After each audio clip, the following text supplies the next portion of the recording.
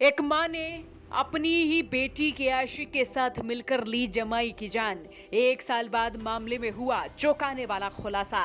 जी हाँ, एक पत्नी ने अपने ही पति की जान लेने के लिए फिल्मी कहानी की तरह साजिश रच डाली। यह खबर है करनाल जिले के अरडाना गांव की। जींद जिले के पहलुआ गांव की पूनम की शादी साल 2010 में अरडाना गांव में करमवीर के साथ हुई थी। पूनम के पास फिलहाल 2 बच्चे हैं, जिनमें से एक की उम्र करीब 9 साल और दूसरे बच्चे की उम्र 11 साल बताई जा रही है। कई साल से पूनम और उसके प्रेमी प्रदीप का प्रेम प्रसंग चल रहा था, क्योंकि प्रदीप भी जींद के ही एक गांव का रहने वाला है, लेकिन कई सालों से असंध क्षेत्र में रह रहा था। प्रदीप और पूनम के प्रेम प्रसंग के बारे में इनके घर वालों को पता था, और फिर भी पूनम की शादी करमवीर के साथ की गई। करमवीर और प्रदीप ने एक गांव में एक प्रॉपर्टी में भी हिस्सेदारी ले ली थी और मिलजुल कर काम कर रहे थे।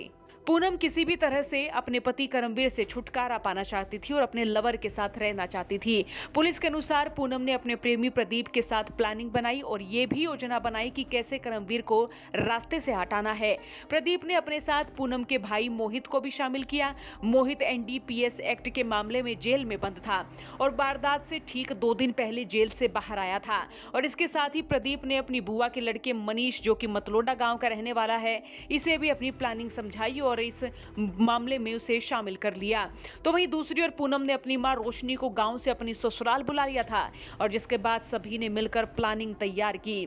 फिर 12 सितंबर 2024 को गांव अरडाना के रहने वाले करमवीर की मौत को पूनम ने बड़ी ही चालाकी से पुरानी बीमारी का नतीजा बताकर रफा दफा करने की कोशिश की।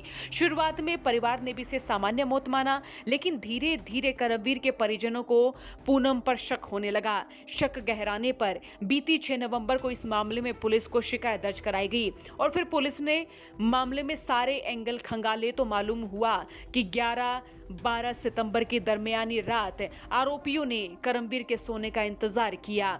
जब करमवीर सो गया तो करमवीर के साले मोहित ने उसके पैर पकड़ लिए ताकि वो हिल ना सके।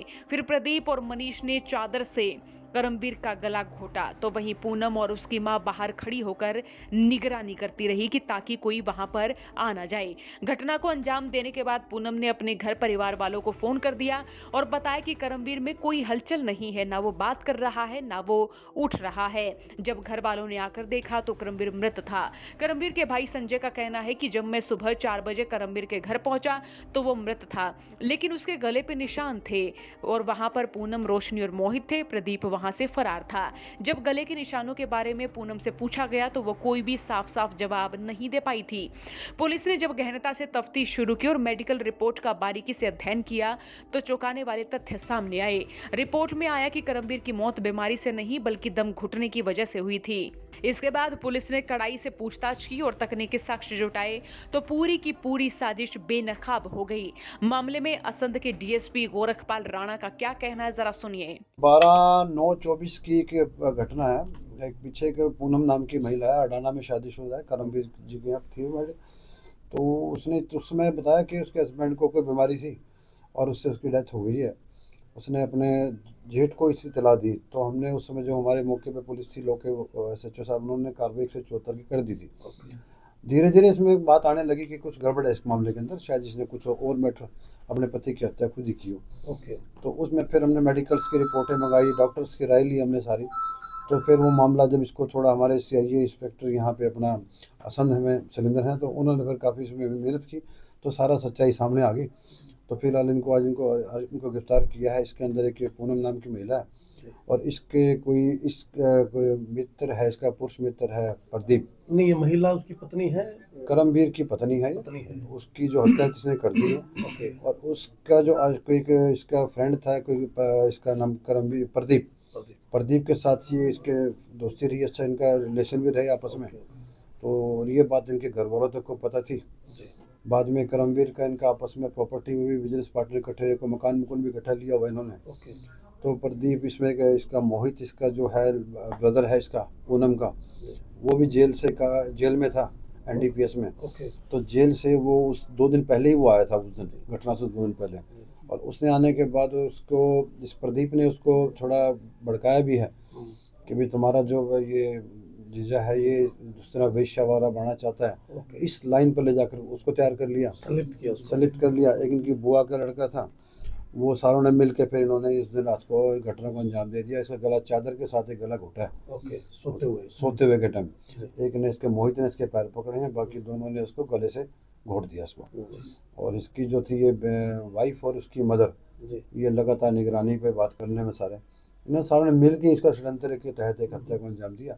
फिलहाल इसकी गुत्थी को सुलझा लिया, सबको गिरफ्तार कर लिया। कितनी गिरफ्तारी हुई जिसमें? अब भी हमारे पास दो तो हो गए, ये अपना महिला है, दोनों रोशनी और एक ये जो पूनम, और दो ही हैं, चार एक पत्नी है सर, दूसरी एक उसकी पत्नी की माँ है जी, पत्नी की माँ, माँ एक है, सासू। सास, हाँ रोशनी है, उसी खुद की मदर है उसकी। एक उनका साला। हाँ, एक उनका साला है मोहित। तीन तो ये लोग हो गए। और ये जो प्रदीप है वो क्या एक नाम है? प्रदीप है इसका, जो ये उसका आशिक है, रो प्रेम पत्र इस प्रसंग में था ये। उसी हालात में हुआ है ये काम। हाँ, कब से थे ये साथ में? ये काफ़ी टाइम से लगातार 2 साल 2.5 साल से पहले से इकट्ठे चलो।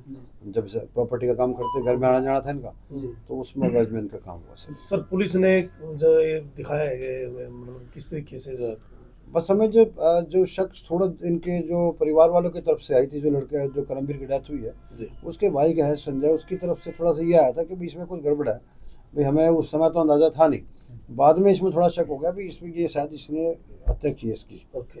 हत्या के तो ये मेरे पास ही ऑफिस में आए थे, भी ऐसे से लगा। तो फिर मैंने एसपी साहब अपने करनाल उनसे बात की, गंगाराम जी से बात करके फिर सारा सीआईए को केस हैंड ओवर हुआ है।